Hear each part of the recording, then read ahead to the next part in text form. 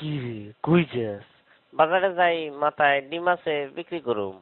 শুনলাম তুই নাকি বলদ, তো বাজারে যায় মাথা ডিম বিক্রি করবি কেমনে? এটা তুই বুঝবি না। তুই অত শুনলাম কম যাস না। আচ্ছা পারলে কত দেখি আমার মাথায় কি আছে, যদি কইতে পারস তো এখান থেকে তোরে আমি 2টা ডিম দেবো। তোর মাথায় আমার মাথা দিয়ে চুলকায়। আচ্ছা কইতাছে একটু সহজ করে দে। আমার মাথায় যা আছে এটার গায়ের রং সাদা, আর ভাঙলে কুসুম লাল হইতে পারে, আবার হলুদ হইতে পারে, আর কম না কইলে বুঝে লবি। বুঝে গেছি, তোর মাথায় লেম্বু। তুই আসলে একটা বলদ।